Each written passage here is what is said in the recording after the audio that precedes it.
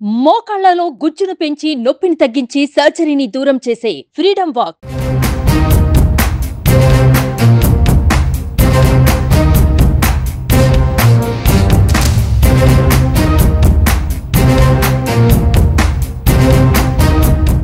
లేదండి మాది last 1 week నుంచి మ్యూజిక్ సెట్టింగ్స్ అవుతాయి.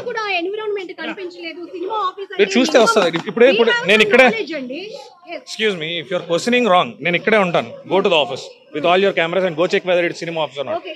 వెళ్ళండి, just go now. It's my personal movie office and it's not banner. I'm a hero. ఇది నా పర్సనల్ ఆఫీస్. ఓకే, నాకు మీరు పైకి వెళ్ళి ఫస్ట్ ఆఫీస్ కాదు అన్నారు. You please go and check whether it is an office or not first thing. Okay, and office కి మీరే కాదు, office is completely with CCTV cameras. Okay,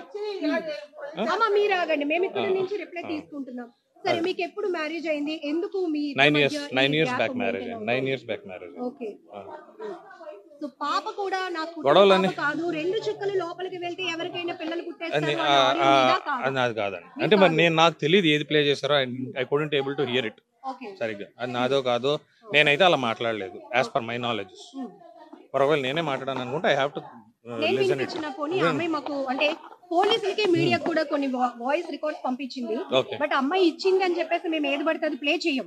but ఇది మీరు అవునా కాదా అనేది మాకు కూడా మీరు ఒక క్లారిటీ. ఫస్ట్ నన్ను ఒక్కసారి పోలీస్ స్టేషన్ కి వెళ్ళిస్తే మీరైతే కాదు అంటున్నారు. ఎవరు? నేనైతే అలాంటి మాటలు మాట్లాడే వ్యక్తిని కాదండి. That's what I am telling. ఇప్పుడు ఎందుకు మీ భార్య మీ పైన ఎందుకు ఎలిగేషన్స్ చేస్తుందని మీరు అంటున్నారు? ఇప్పుడు కాదండి, she is doing it from last 4 years. దేనికోసం? ఎలిగేషన్స్ కి రీజన్ ఏ ఉంటుంది సార్. కక్ష సాధింపండి. ఎలిగేషన్స్ రీజన్ కదా, తను డబుల్ డిమాండ్ చేస్తుందని మీరు ఇప్పుడు రీసెంట్ గా డొమెస్టిక్ ఏదో ఒక డిపార్ట్మెంట్ ఉందండి, women welfare department family government some they called us for a counselling. ఆ కౌన్సిలింగ్ లో నన్ను అడగడం జరిగింది, మీకేనా ఆవిడ మీద పగ ఉందా, కలుస్తారా? నేను కలుస్తానని చెప్పాను. అదే క్వశ్చన్ ఆవిడని అడగడం జరిగింది.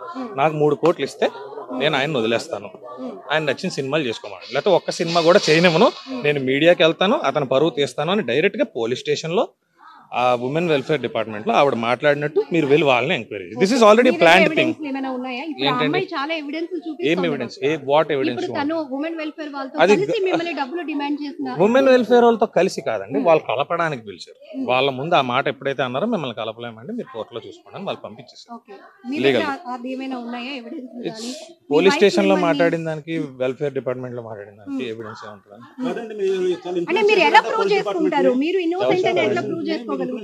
నేను మిమ్మల్ని క్వశ్చన్ అడుగుతాను, can Disha police be influenced?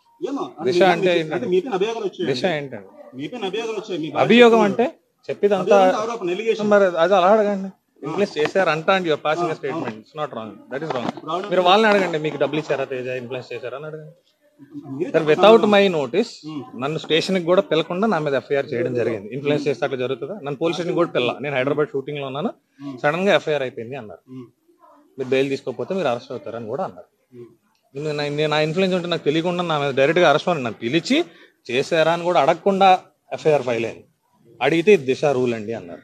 I don't no దిశ మరి రూల్. మీ ఇద్దరి మధ్య ఎందుకు గ్యాప్ వస్తుంది? ఎందుకంటే మీరు already love come arranged marriage అని నక్షత్రం జనరల్ వైఫ్ అండ్ హస్బెండ్స్ ఉండేదండి, అనుమానం కారణం ఉంటుంది. అదే చెప్తున్నాను. ఇప్పుడు ఒక భర్తని ఎవరు వీధికి ఎవరు డిసైడ్ అవ్వరు. సో దట్ మీరు ఎందుకు అనుకుంటున్నారు? మీ ఆస్పెక్ట్ లోనే 4 years బ్యాక్ విడిపోయామండి. 4 years విడిపోయిన 3వ నెలలోనే ఇదే దిశ పోలీస్ స్టేషన్ వాళ్ళు కౌన్సిలింగ్ చేసి కలపడానికి పిలిస్తే అప్పుడు ఆవిడన్న మొట్టమొదటి మాట, ఇతను సినిమాలు మానేయకపోతే నేను అన్ని న్యూస్ ఛానల్స్ని పిలిచి అతను అన్పాపులర్ చేస్తాను, అప్పుడు ఎలా సినిమా చేస్తాడో చూస్తాను. ఇది డైరెక్ట్ గా దిశ స్టేషన్ లో ఏసీపీ ముందు, సిఐ ముందు ఆవిడ మాట్లాడిన మాటలు. ఆ తర్వాత ఉమెన్ ఈ 4 years నుంచి ఆవిడ మాట్లాడుతున్న మాటలు ఇవే ఇప్పుడు చేసింది. అంటే మీరు మ్యారేజ్ కి ముందు నుంచి కూడా మీరు సినీ ఫీల్డ్ లో ఉన్నారని ఆమెకు తెలుసని, ఆమె కూడా ఒక ఆడిషన్ లో వచ్చినప్పుడే. ఆమె ఆడిషన్ కాదండి, ఆమె నేను పరిచయం అవ్వకముందు. మీరు నన్ను అడుగుతున్నారు, నేను మాట్లాడాను. ఏం అడిగారండి? సారీ, సినిమా గురించి అడిగారు. నేను నాకు మ్యారేజ్ అయ్యాక ఫస్ట్ మూవీ చేశానండి, రాణి గారి బంగ్లా అని ఫస్ట్ మూవీ, రష్మి హీరోయిన్. ఆ సినిమా చేశాను నేను. ఆవిడ నాకు కనీసం పరిచయం అవ్వకముందు ఆవిడ 2 సినిమాలు చేశాను. రామానాయుడు గారి బ్యానర్లో నవదీప్ హీరోగా ముగ్గురు అనే సినిమాలో ఆవిడ యాక్ట్ చేసింది already. She an actress and నేను యాక్ట్రెస్ అవ్వడం కూడా రీజన్ ఆవిడ. నేను గవర్నమెంట్ జాబ్ రాసుకుంటున్నాను. She loved me. నాకు జాబ్ లేదు, మా ఇంట్లో పెళ్లి చేయనన్నారు. They forced us. వచ్చారు. నేను ఏదో చిన్న చిత్క బిజినెస్ చేసుకుంటా ఉండేవాడిని, కష్టపడి రాసుకున్నాను, గవర్నమెంట్ జాబ్ కొట్టాను నేవీలో. ఈమె ఫ్యాంటసీస్ వరకు ఈమె నన్ను సినిమాలు టిక్ టాక్స్ రా చెయ్యు, ఆమె ప్రొఫైల్స్ చూడండి మీరే, రోజుకు 4 డ్యాన్స్ వీడియోలు చేస్తుంది. ఇప్పుడు ఏడుస్తున్న ఈమె లాస్ట్ మంత్ దుబాయ్, ఈమెని ఈమె కూతురు దుబాయ్ వెళ్ళి కాంపిటీషన్స్ చేసి వచ్చారు. ఆమె కూతురు అంటున్నారు, మీ కూతురు కాదా? మరి మీరు అడిగిన క్వశ్చన్ సమాధానం చెప్పి, మరి నా కూతురు అయితే నా పర్మిషన్ ఉండాలి కదండి. When she has to move to Dubai, అది కూడా చిన్న చిన్న బట్టలు వేసుకుని ఒక ర్యాంప్ వాక్ చేయాలంటే ఒక తండ్రిగా పర్మిషన్ అడగాలి కదా.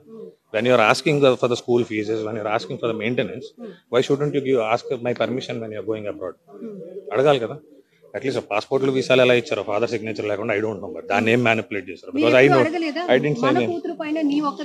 They will not respond me అండి, they will not respond for me. For your kind information, వాళ్ళు నాకు రెస్పాండ్ గారు.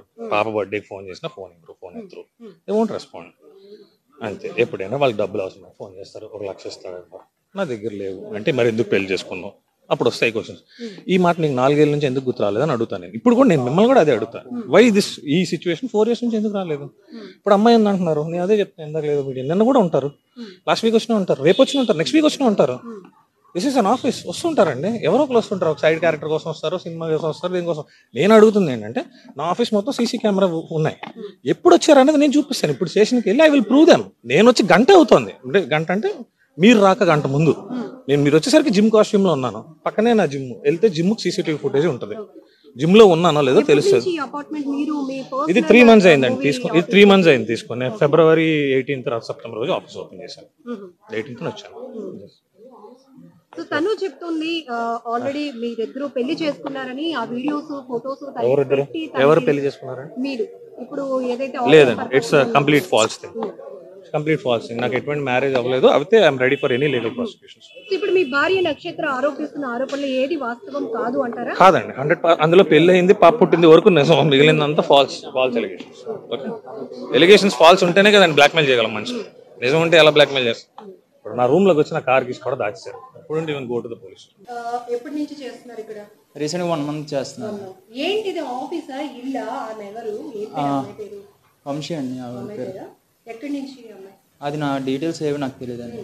నాకు తెలిసిందంతా సినిమా ఆఫీస్ ఇది, నేను ఇక్కడ ఆఫీస్ బాయ్ కింద చేస్తున్నాను, నాకు అది ఒకటే తెలుసు. ఇక్కడికి వచ్చిన తర్వాత ఈ ఆఫీస్ తీసుకున్న తర్వాత ఏమైనా ప్రాజెక్ట్ చేస్తున్నారా, లేకపోతే ప్రాజెక్ట్ చేస్తున్నారండి. నడుస్తూ ఉంటుంది ఇక్కడ అసలు ఆఫీసే అండి ఇది. అంటే ఎక్కువ మంది వస్తుంటారు, ఒకరిద్దరు అయితే ఎలా తీస్తారండి, ఎక్కువ మందే వస్తారండి. మినిమం ఒక 9-10 members అయినా ఉంటారండి స్టాఫ్, కో డైరెక్టర్లు, అన్నయ్య, నేను, ఇంకా కో డైరెక్టర్లు చాలా మంది ఉంటారండి.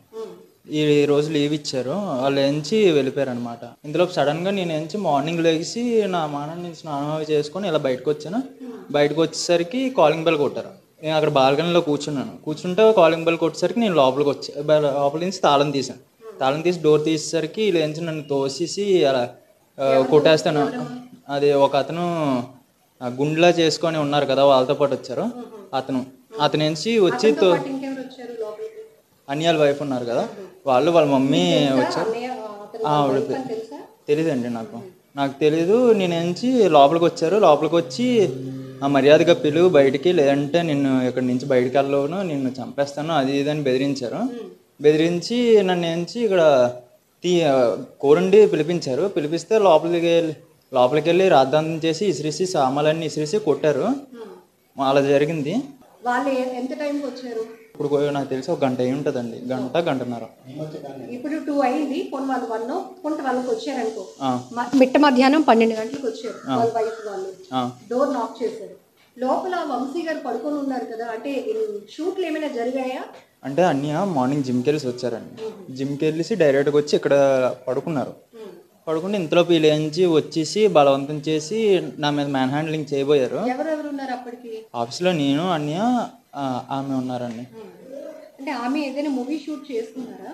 అంటే ఆవిడ ఏంచి అన్ని ఫ్రెండ్, ఆవిడ కూడా నార్మల్గా వచ్చారు మూవీ గురించి డిస్కస్ చేయడానికి, అన్నిటికి వచ్చారు ఆవిడ. నేను రాత్రి వస్తే సరే అని చెప్పి అన్ని జిమ్కి వెళ్ళి వచ్చారు. ఆ రూమ్లో ఉన్నారు ఆవిడ. నువ్వు నిజమే చెప్తున్నావు కదా? అంటే మేము కెమెరాతో ప్రూఫ్లో ఉన్నాం, కిందన వాచ్ ఉండు ఒక్క నిమిషం. నువ్వు జాయిన్ అయింది నిన్న కాదు, 1 month అవుతుంది అంటున్నావు.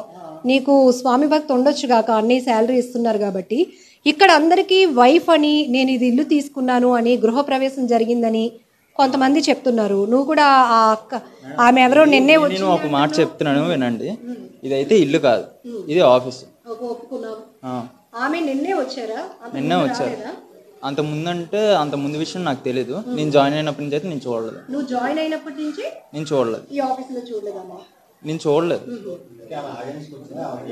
ఆవిడ ఏంచి నార్మల్గా వర్క్ పర్పస్ మీద వచ్చారు. ఆవిడ వర్క్ పర్పస్ మీద వచ్చి అన్నితో మాట్లాడుతున్నారు. ఇంతలోపు అన్ని జిమ్కి వెళ్ళేసి అలా వచ్చారు. వచ్చిన తర్వాత మేము మీడియా వాళ్ళు కూడా పోలీసులు వచ్చినప్పుడు ఆమె పడుకొని లేచింది. ఆవిడ పడుకొని లేచిందంటే ఇది మరీ బాగుంది మేడం. నేనే చెప్తాను. నువ్వు ఆఫీస్ బాయ్ అంటున్నావు, అన్ని బాయ్ని నేను చూసుకుంటాను కరెక్టే.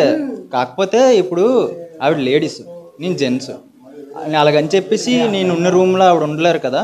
అందుకే అన్నీ వచ్చినంత వరకు ఆవిడని ఆ రూమ్లో ఉండమని చెప్పారు. అన్నీ వచ్చి ఇలా లోపలికి వెళ్ళారు. ఆవిడ పడుకొని ఆ టైంకి ఇంకా లెగబోతుంది. అన్నీ వచ్చారు. అన్నీ నుంచి మళ్ళీ నాతో మాట్లాడారు. నాతో మాట్లాడి లోపలికి వెళ్ళారు. ఇంతలోపు నుంచి వీళ్ళు వచ్చి ఇలా చేశారు. ఇప్పుడు వాళ్ళ వైఫ్ వచ్చి తలుపులు కొట్టి లోపలికి పంపించండి అన్నప్పుడు ఆవిడ ఏడుపు కానీ చిన్న కూతురుని తీసుకొచ్చిన ఆమె బాధ కానీ మీకు ఏమనిపించింది? ఇది ఆఫీసు మేడం, నేను ఒక మాట చెప్తాను. ఇప్పుడు ఎవరి పైన అర్థం చేసుకునే స్థితిలో నేను లేను. నాకు కొన్ని ప్రాబ్లమ్స్ ఉంటాయి. ఎవరి ప్రాబ్లమ్స్ వాళ్ళవి. కాబట్టి ఎవరి ప్రాబ్లమ్స్ వాళ్ళే సాల్వ్ చేసుకోవాలి. ఇలా ఎప్పుడు జరగలేదు. ఇలా ఎప్పుడైతే జరగలేదు. జాయిన్ అయినాక ఎప్పుడు జరగలేదు. నేను జాయిన్ అయినప్పటి నుంచి అయితే ఇప్పటికి వచ్చి ఆవిడనైతే ఇక్కడ చూడలేదు. ఈ వంశీ అనే అమ్మాయిని కూడా మీరు ఇంతకు ముందు ఎప్పుడు చూడలేదు. నేను ఇప్పుడే చూశాను. అంటే నేను రాత్రి ఆవిడ రావడం చూసాను అంతే.